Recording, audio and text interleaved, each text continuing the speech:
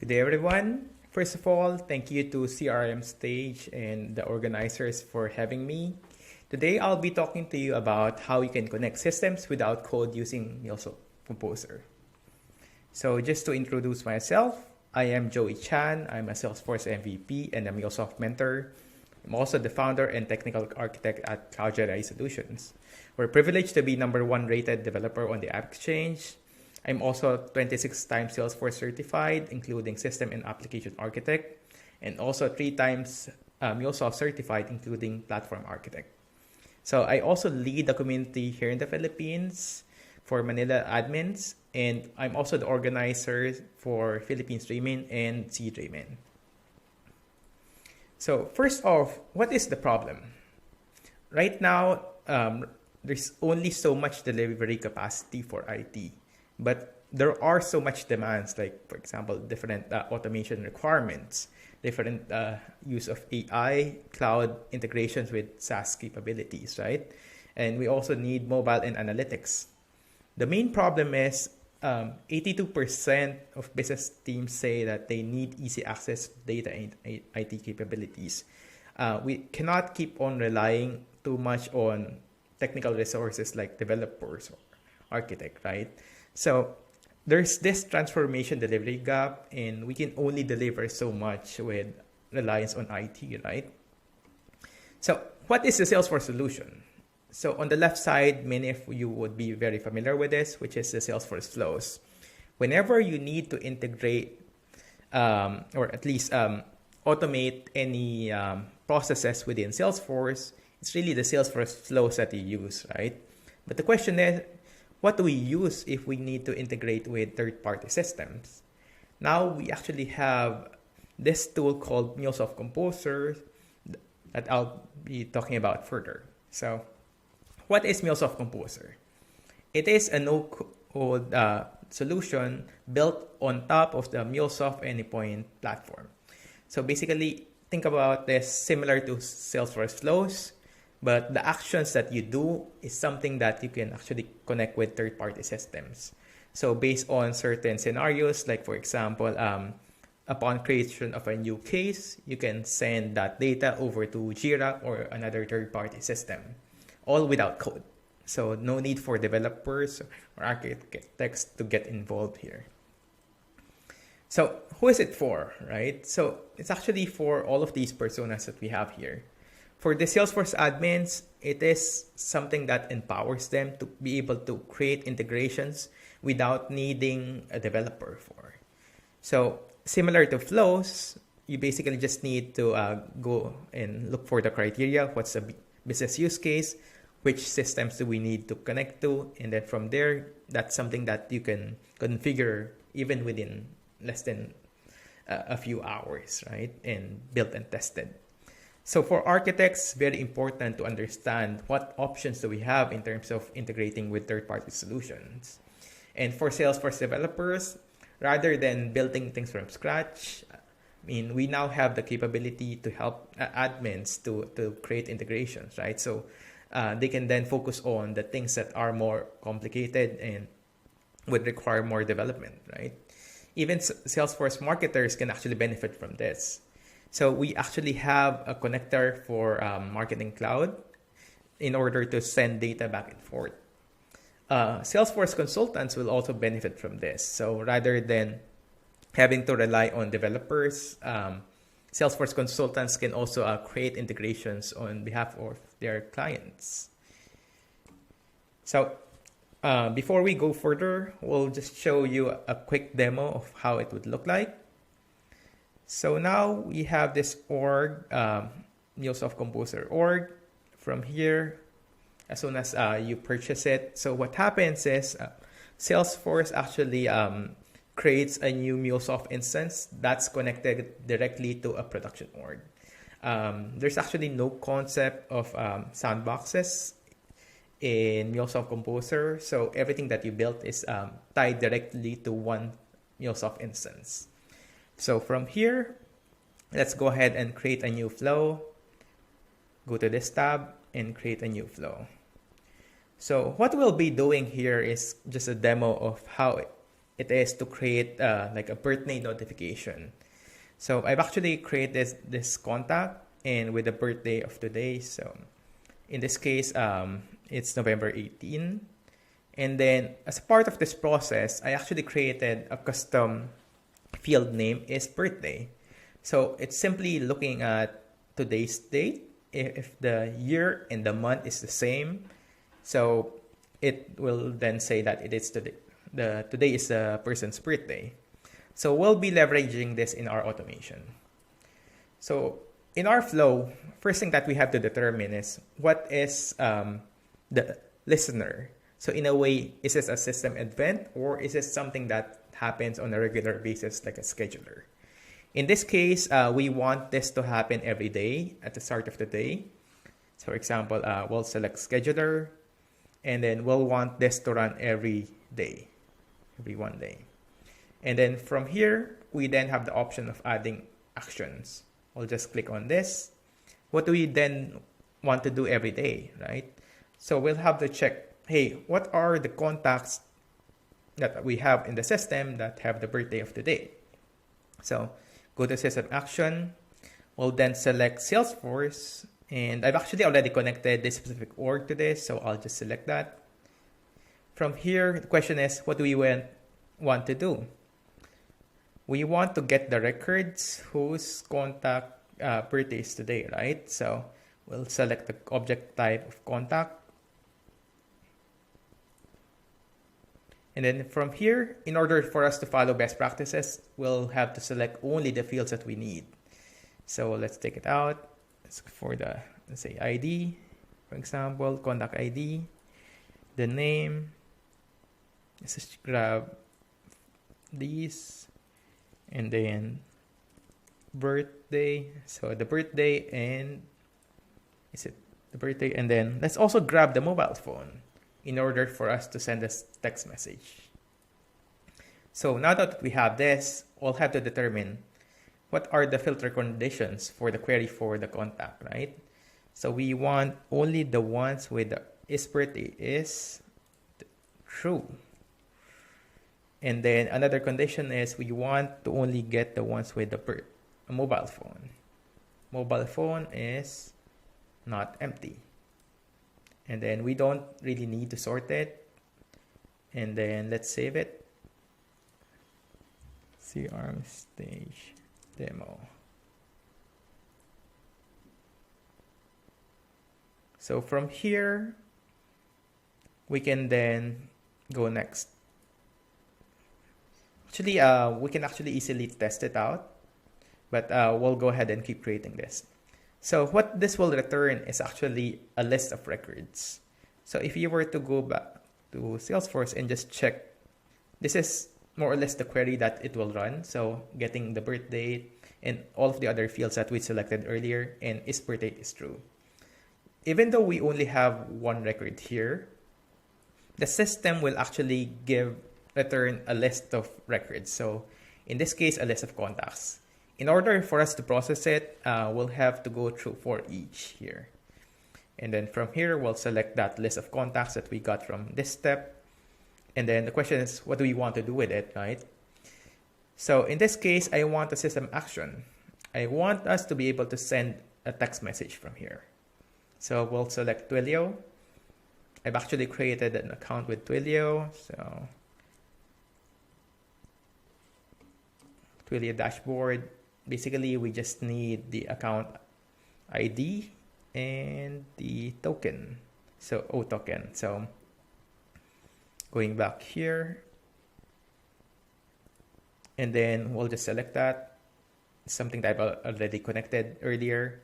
Then we'll just send a quick text message. Question is, where do we send it to, right? So we'll just have to select the field that we selected earlier, which is the mobile phone.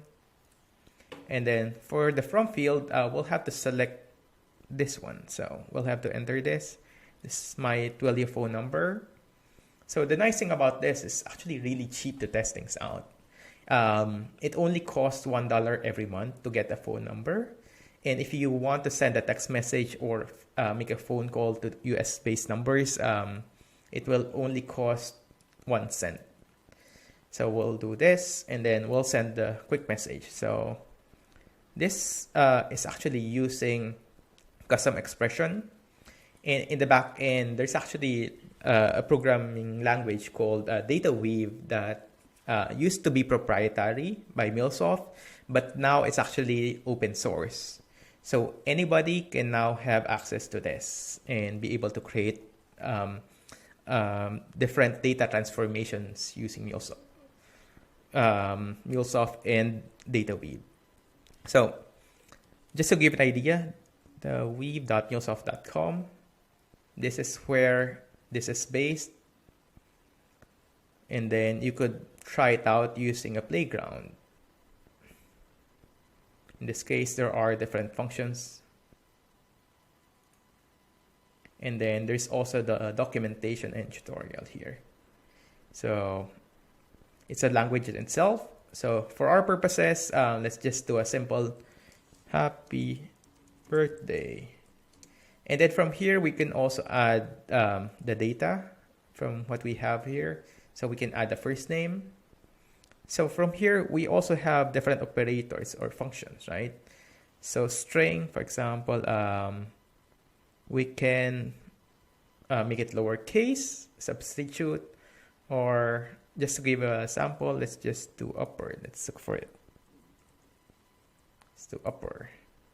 And then from here, let's take this out first. And then here, happy birthday and the first name from CRM Stage. All right. And then I'll click on apply. And then make sure to save this. Let's now test our automation here. So remember, it's actually running outside Salesforce, right? So as we're saving this, it's actually saving it on the MuleSoft platform. And then it's now processing. Let's just wait for it to finish. The nice thing about this is actually quite easy to debug things, right? Because on the right side, you'll see that what is the output. For example, it's showing the timestamp. It's also getting the records that it got. So it's telling me that it got one record with the birth date, first name. These are also the details, right? So if we want to expand, we can expand. So here's the details. And then from here, it also gives us the different iteration. In this case, we only have one record. So doing this, you'll see that it also succeeded here. Here's the account SID. And then looks like it's a success. And then let's take a look if it actually sent that message. So let's go here. We'll see that we have this new message, right? Happy birthday, Joey from CRM Stage. So going back here, the question is, how can we keep building on top of it, right? Because in most cases, the power of this is that orchestration of the process. What if we also want to, for example, send the Slack message to the AE to make sure to send a really nice gift? So how do we do that? We simply need to create a new system action here. From here, we have all of these different options, right? In this case, let's just go ahead and add Slack here. And then I've actually already connected our Slack chat here. And then I'll just send a quick message. So you have an option of getting the user by email.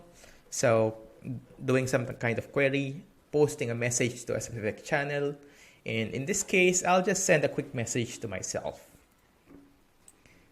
So from here, we'll have to select the user. So select this. So I'll go ahead and select myself, Joey Chan, and then we'll do another message here. So make sure to send, we'll add in the name. So let's add the full name just to help the person. Really nice gift.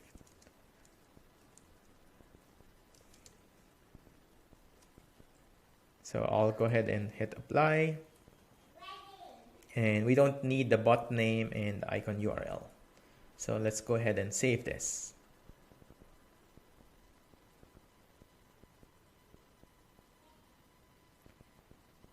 So here we can also do another test.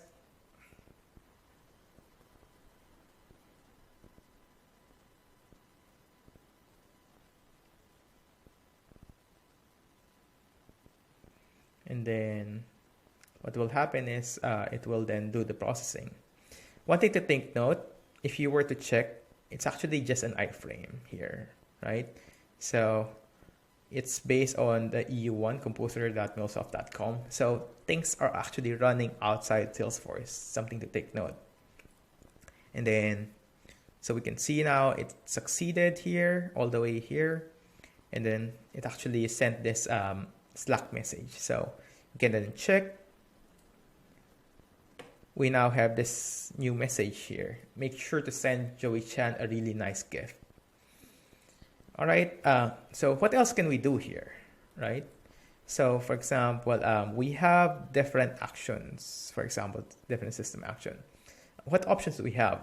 We can connect with Gmail, for example, if we need to detect certain emails and create automation from that. One good use case for this is, let's say, for the MuleSoft Automate package or MuleSoft Automation package. Basically, it combines Composer, RPA, and Anypoint Platform into one package, right? So a good use case for this is, for example, let's say you're a company and you receive invoices from your suppliers. So usually it's something like, for example, an email.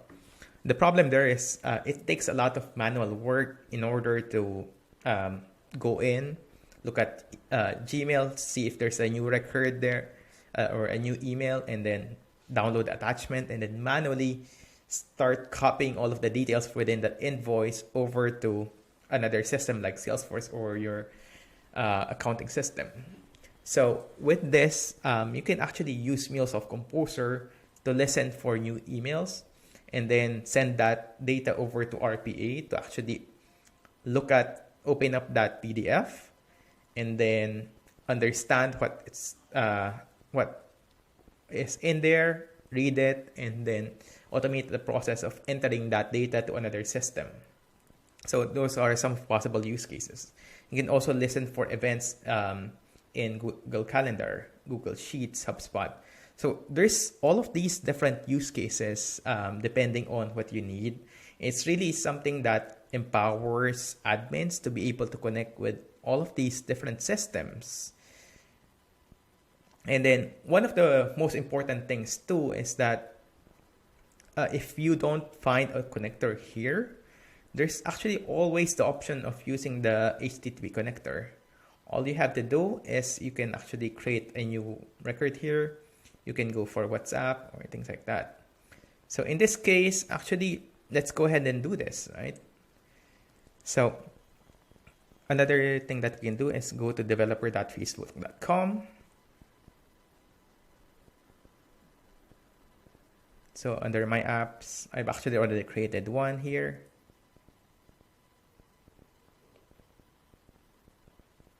So we have all of these information, right? Their setting, basic. And then here we have the WhatsApp.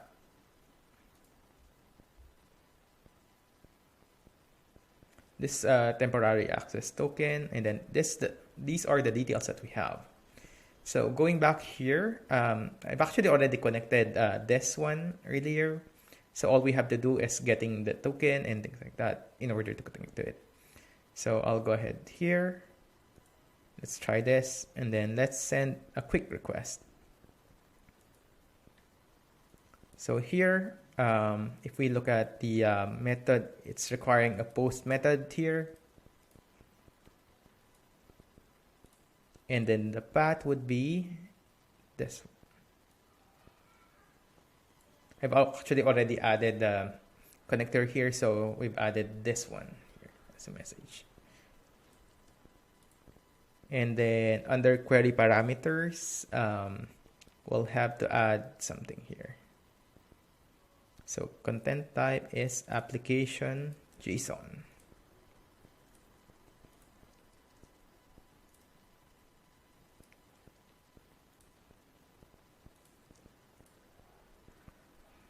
And then headers, we already have the headers. And then we'll also need to add a sample request here. So this is the sample request. And something very important, we have to add a number here. So I'll go ahead and add my number here and then save it. What this does is it actually reads this specific JSON, and then if you select optional fields, we can add that in so that we can fill this in. So from here, we'll have to select the messaging product. So in this case, it's WhatsApp. And then I'll type my number again here. What's the type here? So it's a template. The way WhatsApp works is that for their cloud API, if you need to initiate a message to your audience, it has to be from an approved template. So in this case, we'll just be leveraging the one that came with it. So hello world. And then let's make sure that we have the language, English US. So let's go ahead and save this.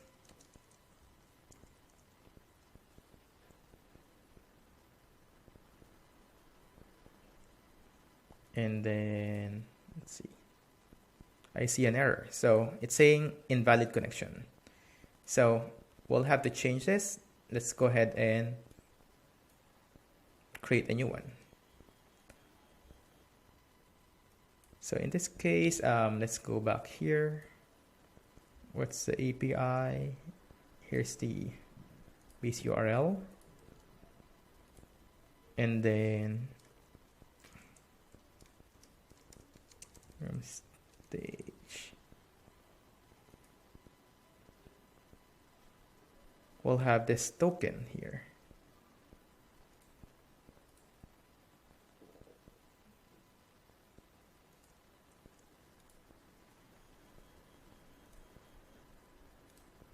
We'll have to use the bearer token, and then let's copy this again.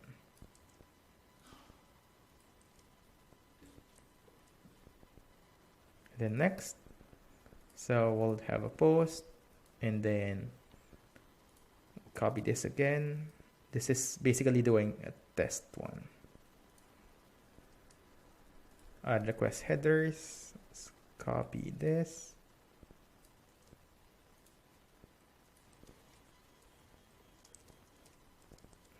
The value, and then let's add the sample request body here.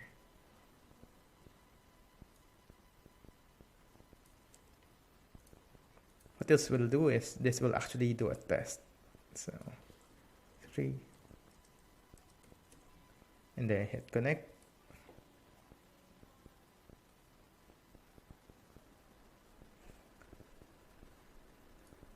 All right, in this case, actually, I already received a message in WhatsApp. So we will show it. So this is actually a new message in WhatsApp. So hello world, welcome and congratulations. This message demonstrates your ability to send a message notification from WhatsApp. So it just sent this message now. And then that's the test that we did, right? So we'll have to save this. And then let's run the whole process again.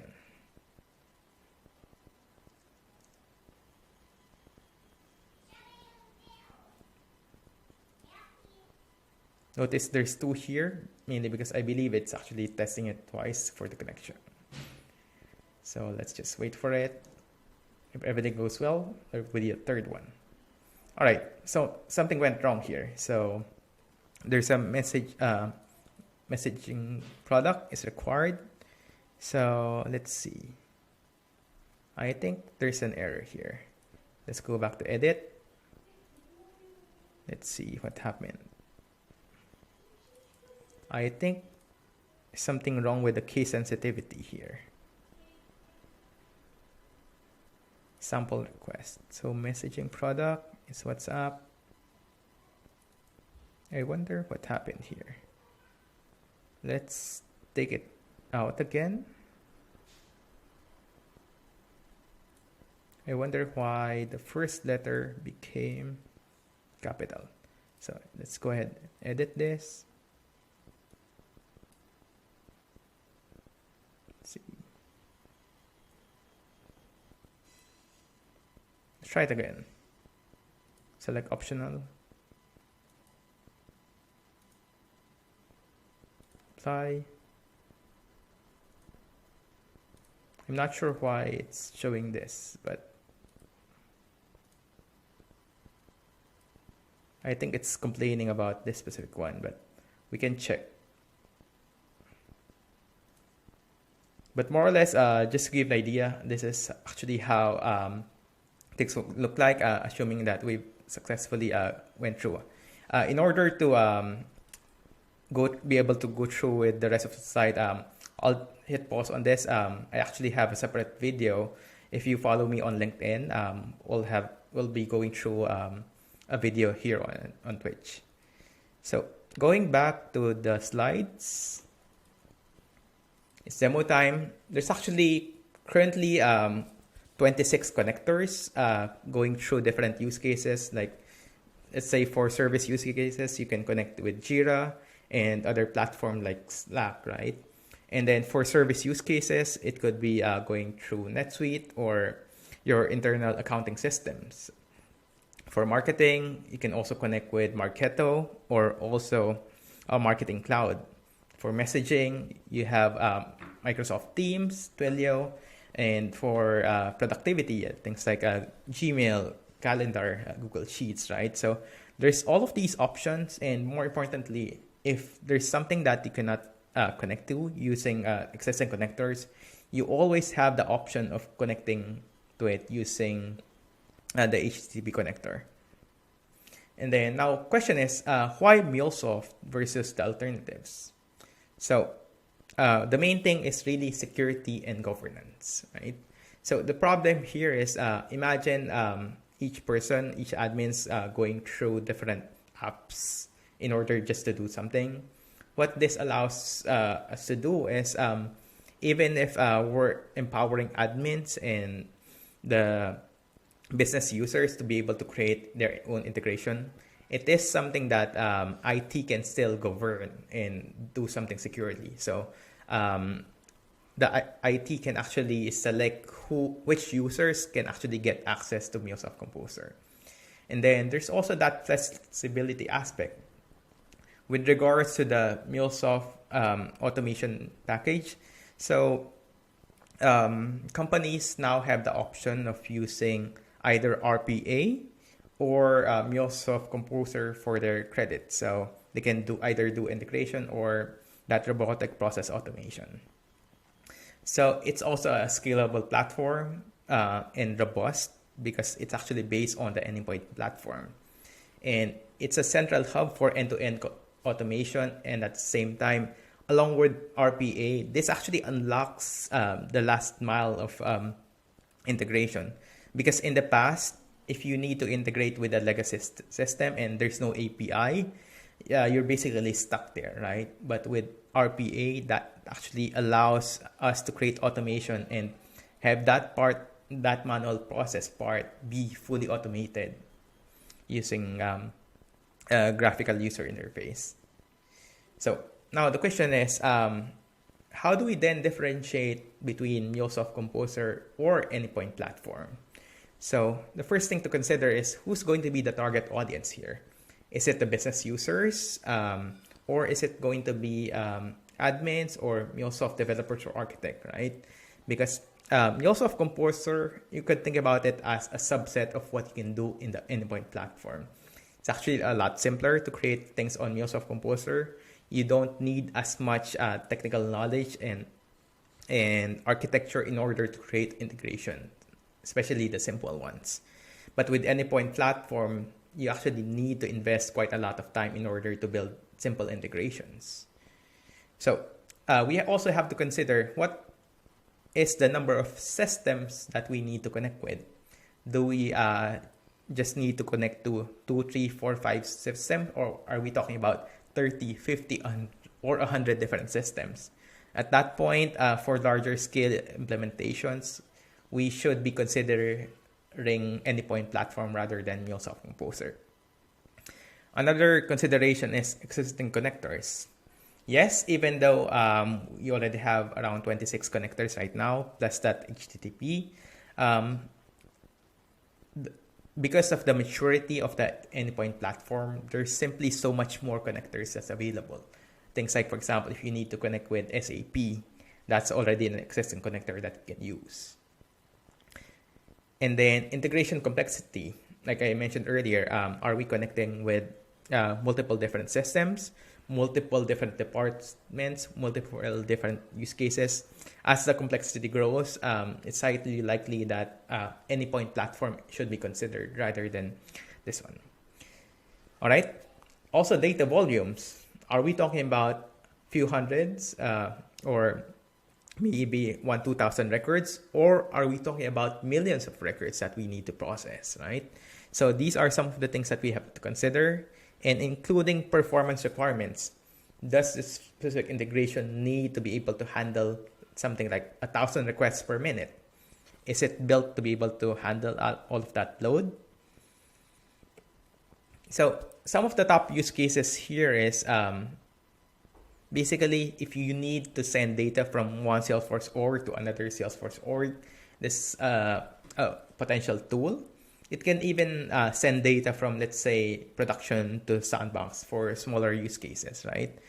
But for the most part, there are organizations that need to be able to sync data between multiple different orgs. This is something that you could use.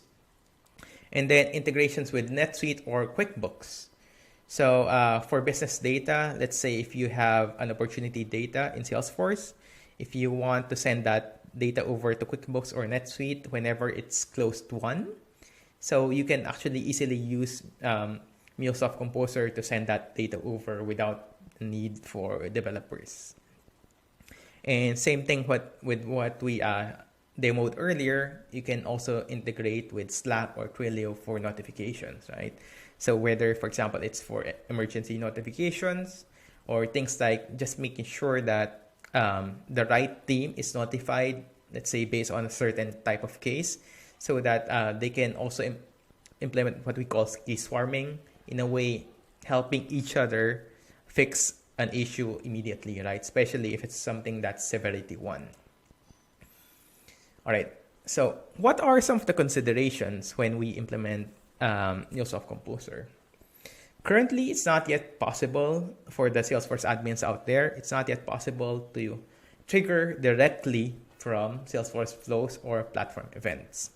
The main workaround in order to trigger Composer flows from Salesforce flows is basically you can create a trigger that, for example, creates a custom object record, and then Composer flow can then fire off of that event.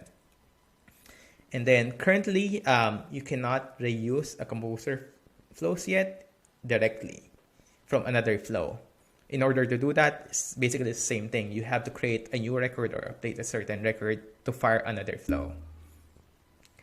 So remember earlier, in terms of the options, when we created that scheduler, we can only select 15-minute, 30-minute increments or 1 day, right? The problem there is, what if you want to schedule an automation to run every day at, let's say, 9 a.m.? The problem there is right now, we can only do that by actually going in at 9 a.m. and then activating that specific Composer flow at 9 a.m. for it to run daily at 9 a.m.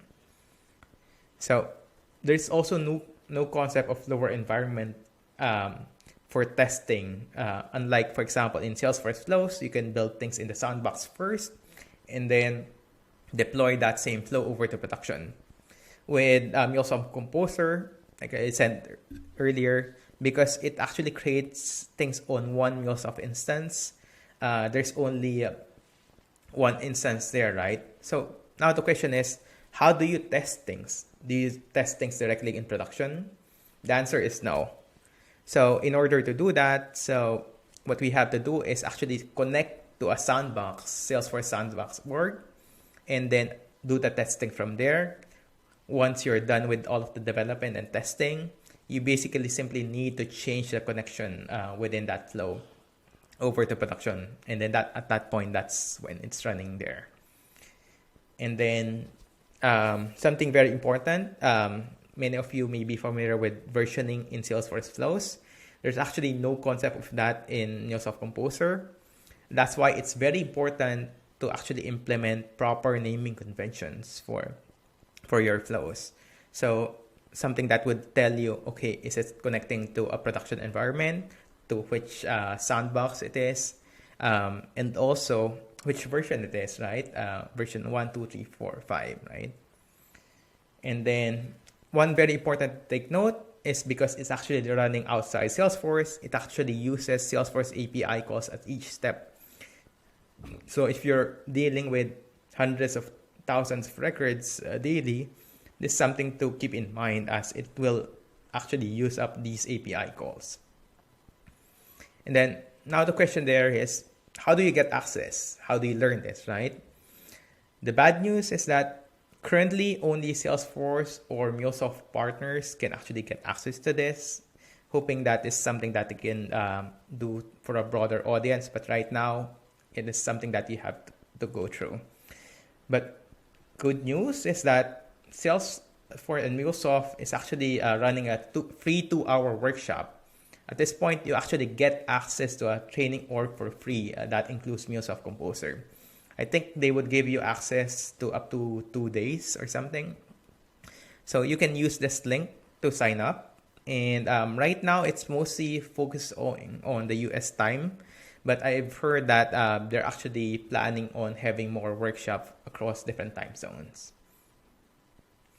And then, well, also, how do you then learn more? So basically, there's this Composer trail mix that you can actually go through in order to get started. So you'll see that there's quite a number of them already here. So getting started with MuleSoft Composer, how do you connect between Salesforce and NetSuite, between orgs, API consumption, between Google Sheets and different orgs, Tableau. So there's actually quite a number of modules here. For those that are getting more badges, something that you could go through. And then something very important too is if you're interested in going through this, make sure to join this specific group for MuleSoft Composer. The really nice thing about this is you actually get access to a lot of the different product manager that's dealing directly with the product. So you'll see here, you'll see them actually answering questions here. In terms of new features, this is also where you could find new things, right? So for example, there's Anand here answering a question. From here, there's also the community managers, the senior product manager. They're actually all here listening. So this is something that you could take advantage of in order to, for example, ask questions or give feedback depending on what you need. All right. And then lastly, thank you again for having me for CRM Stage. I really appreciate the opportunity that you've given me.